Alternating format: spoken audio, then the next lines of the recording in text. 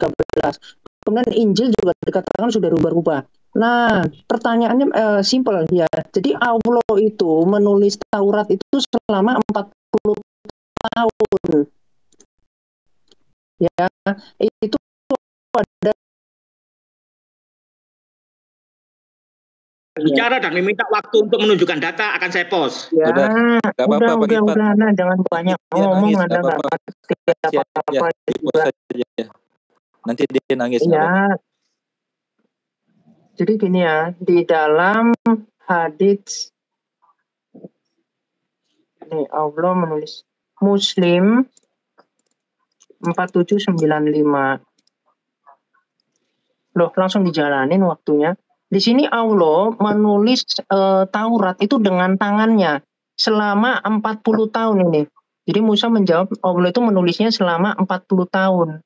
Jadi bayangkan, 40 tahun Allah menulis dengan tangannya, kemudian kitab Taurat itu dirubah-rubah oleh manusia.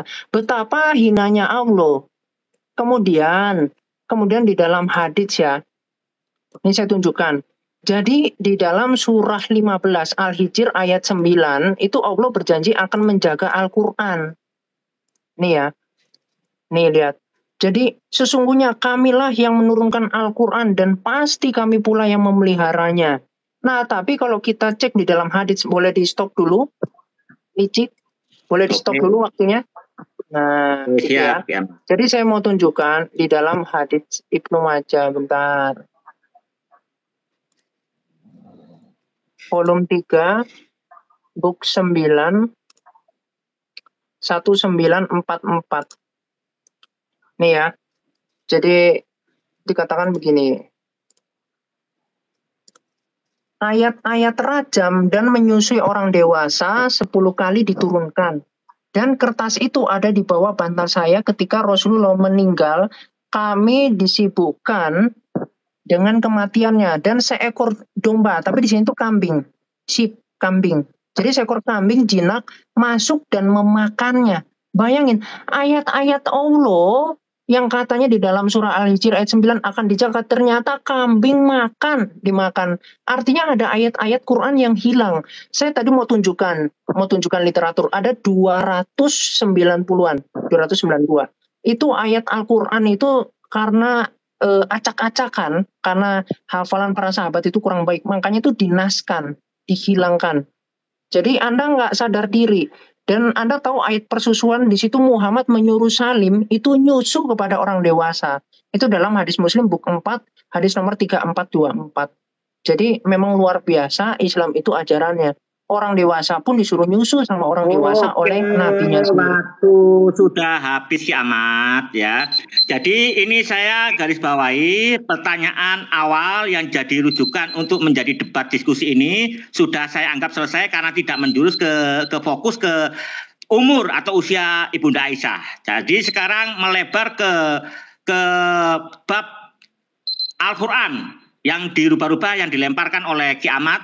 Monggo dari pihak Islam akan saya mulai waktu setelah Anda berbicara atau menunjukkan data. Dan jika ada perpindahan data, meminta waktu di pause, akan saya pause. Monggo untuk Ustadz Alwan, Ustadz Sasta, atau Bang Ali. Baik, saya minta izin saya bicara ya. Bismillahirrahmanirrahim. Yang pertama, Ki Ahmad telah menyerah dari tuduhan palsunya terhadap usia yang dia lontarkan tentang pernikahan. Bukan menyerah. Kamu diam, Ki Ahmad, kamu diam. Kita profesional, Ki Ahmad. Kamu diam. Profesional. Bentar, Bang Ali. Bentar, Ki Ahmad. Kalau tadi Anda masih fokus di Siti Aisyah, itu kita tetap di pihak-pihak Islam juga akan saya paksa untuk yang lompat-lompat. Gimana sih kamu ini nyimak apa enggak ini? Kipet. Enggak nyimak kamu. Berusaha profesional. Bang Ali, maaf ya, Ki Ahmad ya. Enggak ngerti pembahasan kok soal profesional. Dia yang lompat kok saya yang disalahkan. Ya, maaf, benar saya bertindak di tengah di sini ya. Dari awal saya minta hanya satu pertanyaan kita ulas sampai habis. Setelah selesai. Yang lompat itu siapa? Yang lompat mau ke mas itu siapa? Kan saya ngikutin aja. Berarti saya anggap fokus pertanyaan pertama atau yang jadi rujukan untuk bahan diskusi itu selesai. Ya, lah kalau kiamat menuntut saya dari Terus pihak yang Islam menyerah untuk siapa? menjawab Tadi kan Aisyah, narasinya menyerah. Yang bagaimana menyerah itu nanti siapa? Coba Anda Udah, pikir dulu, jangan intinya halu kamu dulu. diam. Nanti Nggak aku ada bantah. saya nyerah.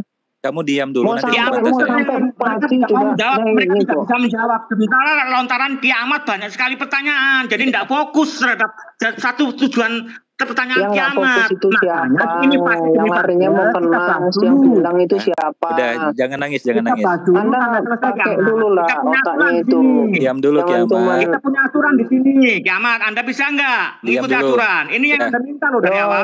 yang nggak tahu aturan debat itu siapa? Diam dulu kiamat. Nah, Kamu mau kalau lanjut Anda nggak? ingin aturan debat, Mau lanjut setelah nggak? lawan Anda selesai bicara, baru Anda menyanggah. Itu Ya. aturan Ya, diskusi yang menyerah yang itu profesional. siapa? Anda kan Saya Anda kan mengkoreksi itu. pimpinan, Saya Anda itu kan nggak saya pernah anggap itu di menyerah. pihak Kristen. Kalau seperti ini, Anda tenang biarlah aja Allah yang lah. menilai. Oke. Paham? Oke. Nah, bentar, Bang Ali, bentar. Ya. Ini yang mau jawab yang mana? Ini kiamat tentang Al-Quran apa tentang Aisyah lagi? Boleh, tapi saya nggak ada yang menyerah. Nggak menyerah saya dengan poin atau debat manapun. Paham, saya akui Anda pintar, saya akui Anda intelek. Tapi yang ingin dijawab yang mana dulu? Yang Siti Ya Aisyah terserah, usianya. tapi jangan kasih narasi kosong. Itu aja saya bilang. Diam. Jangan nangis ya. Diam. Nangis apa? Oke, sebentar Bang Ali. Anda yang mau dijawab apa, kiamat? Udah nggak apa-apa. Terserah. Yang penting Mau dia bahas diam. yang mana? Tapi nggak usah narasi saya nyerah. Mana ada saya nyerah sama orang kayak begini. Diam aja dulu kamu. Nanti Macam itu bisa buat jago Anda aja. sanggahan. Ya. Anda buat sanggahan. Dia memang Ya, pinter oke. untuk menunda-nunda biar orang kehilangan Oh fokusnya. nggak ada. Di kamu. Lanjut. Oke, kamu diam ya. Oke, Anda harus menghargai lawan bicara Anda, nggih. Dan menghargai waktu. Oke, saya mulai dari Bang Ali yang ingin mengcounter pertanyaan dari atau menjawab pertanyaan dari Bang Kiamat. Monggo, waktu akan saya mulai setelah Anda berbicara. Baik, terima kasih Pak. Menandakan bagaimana piciknya dan lemahnya nalar ilmiah dan intelektual seorang amat yang terindikasi melambai ini, yang secara tidak langsung dia menggiring opini untuk mendiskreditkan Islam dengan narasi-narasi cabul. Dia lupa bagaimana Alkitabnya sendiri yang dalam keyakinan iman Islam memang benar telah dirubah. Makanya dalam perubahan tersebut banyak sisipan ayat-ayat cabul yang penuh dengan narasi seks dan kemesuman. Saya bacakan di antaranya. Yehezkiel 23 ayat 19 sampai 20. Bagaimana kejinya kitab suci menceritakan kemesuman yang tidak layak ada di dalam sana. Ia melakukan lebih banyak lagi persundalannya sambil teringat kepada masa mudanya. Waktu itu ia bersundal di tanah Mesir. Ia birahi kepada kawan-kawannya bersundal yang auratnya seperti aurat keledai dan zakarnya seperti zakar kuda. Bayangkan Alkitab yang suci menceritakan narasi cabul yang tidak beradab.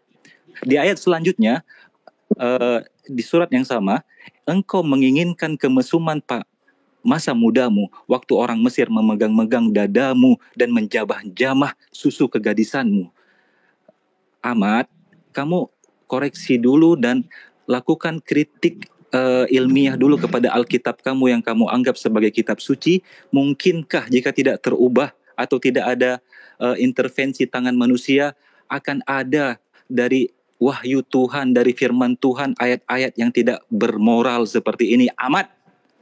Di ayat yang lain mereka mendiskreditkan dan menghinakan posisi Nabiullah Daud alaihissalam dengan menceritakan kisah palsu yang tidak berdasar dan cenderung menjatuhkan harga diri seorang nabi.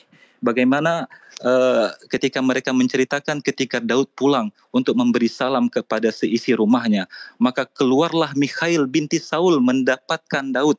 Katanya betapa raja orang Israel yang menelanjangi dirinya pada hari ini di depan mata budak-budak perempuan pada hambanya, merasa dirinya terhormat pada hari ini. Di ayat yang lain, mereka menuding Nabiullah Daud berzina. Apakah benar kitab suci dari Tuhan malah menuduh nabinya sendiri berzina? Amat, teramat nista nasibmu ketika engkau bernasib tragis dalam Alkitabmu. Oke.